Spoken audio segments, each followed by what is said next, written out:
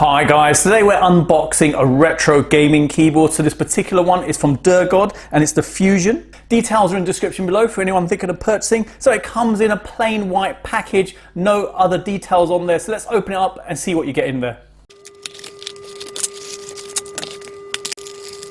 Okay, so you know the routine. I've laid out everything you get in the packaging, so let me quickly run through the items one by one. You get a drinks coaster, branding on there. The material on there is the material you'd use on a mouse mat, and it has a little bit of rubber on the bottom to stop it easily slipping on a surface. You get a Durgod sticker, and you can see it got a little bit crushed in the packaging. You get a Velcro strap with their branding on there, and that's used for cable tying the cables you get with this. You get two cables with this, so you can wire in the keyboard into a computer or device, and you can charge it as well using the cable. And in terms of connectors, it's Type C to USB, and the other one is Type C to Type C. Lengthwise, you got 1.6 meters on this one and 90 centimeters on this one. Build quality of the cable feels really good. You get a quick start guide, and if I open that up just to show, language is English and Chinese from what I can see. You get a key extraction tool, so just to show that in action, if I just go over one of the keys, and there you go, keys can just pop up like so. Let's take a look at this keyboard. So in terms of style, it's got a really cool retro look about it. In terms of dimensions, it's 316 millimeters by 134 millimeters and 36 millimeters thick at this end. Coming around the bottom, you've got some rubber pads to stop it from slipping on a surface. It says over here, model number, Fusion wireless mechanical keyboard. Got the stands over here to raise it up. Good feel to that. Spinning it around, you've got an on-off button here, so you can turn off the wireless connectivity on here. So that's off, that's on. In terms of keys on this, it's Cherry MX, and the keys on this particular keyboard are the brown ones. And just give you an idea of the sound and feel to it, has a really good feel to it. Connectivity wise, it connects using Bluetooth 5.0, and you've got wireless connectivity too via a dongle. So that's 2.4 gigahertz on that dongle. You can also plug it in via a cable, so you can have it wired too if you wanted. To flip between the different connectivity options, it's just a matter of holding on to the function key, and if you look here, you can see Bluetooth 1, Bluetooth 2, wireless and wired. In terms of comfort and usability, does have a really good feel to it as you're typing away.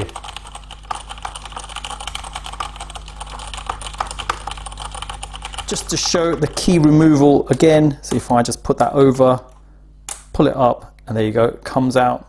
And if I come in close, you can see the Cherry MX brown keys on here. There's no RGB on the keyboard at all, just an old school retro style to it. And here's a close-up on there. In terms of connectivity, you could connect this to a phone, an iPad, a tablet, or a computer, and even a TV. It's pretty useful to have those additional connectivity options on there. Next, let me show how to connect the keyboard via Bluetooth. So I've got my Android phone here for connectivity purposes, and what we need to do first, turn the keyboard on, hold on to the function key, and the first Bluetooth option there, we'll click that. Flips over to that option, and you can see it flashing away. Now if I hold on to function, 3 seconds, and it starts rapidly flashing, as you can see. Now if I go back to my mobile, drop this down, turn on my Bluetooth, scrolling down, you can see it there, Durgod Fusion. If I click on there, enter, and it gives a number to pair it with the keyboard. So now if I type that in,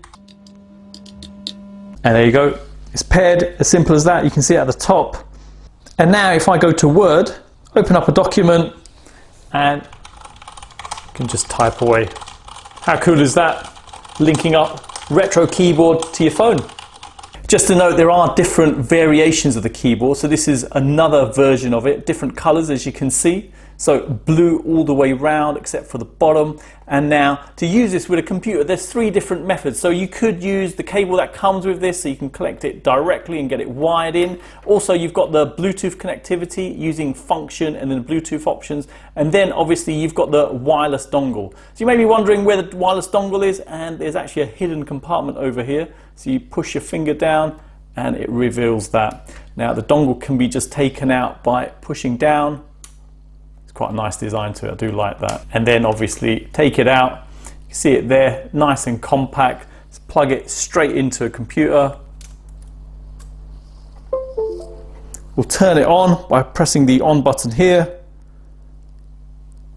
Green light goes solid, and then you can see working straight away. Now we can just return the cover back onto there. Now in terms of performance, it seems pretty good wirelessly as well. So if I just briefly show.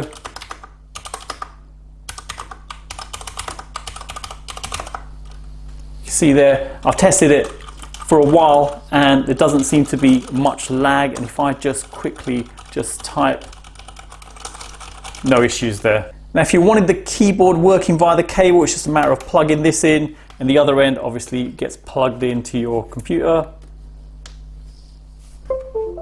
There you go, you hear it beep.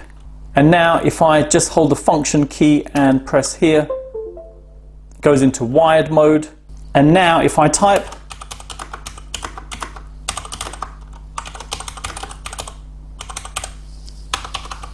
works fine. It's nice having the multiple options of getting this connected. In terms of software support, their website does mention there's some software called DEZ, but there's no support at the moment for it. I have tried their Zeus engine on this, and you can record macros if you wanted to, but you can't reassign keys or anything. In terms of usage, you've got the function key to access the function options here, and obviously the different connectivity options just below that, which I've already shown. You've got the caps lock indicator over here, and then configuration file indicator. Not sure what that's for. There's no details regarding that. Obviously it's a very new product, so not much about that. But you've got a button there, so maybe you can upload a configuration or switch a configuration on there. Then followed by that, you've got the power indicator, and these icons also double up as connectivity icons. And I do function Q, you can see it flashing away. And now if I go to the next one, W flashes away there for the next Bluetooth, and then finally the 2.4 gigahertz dongle. So it flashes away there for that. Next, let's do a sound level test. So I've got my sound level meter here. If I go quiet for a moment, ambient noise levels in the room are about 53 decibels. So now if I place my mic near the keyboard,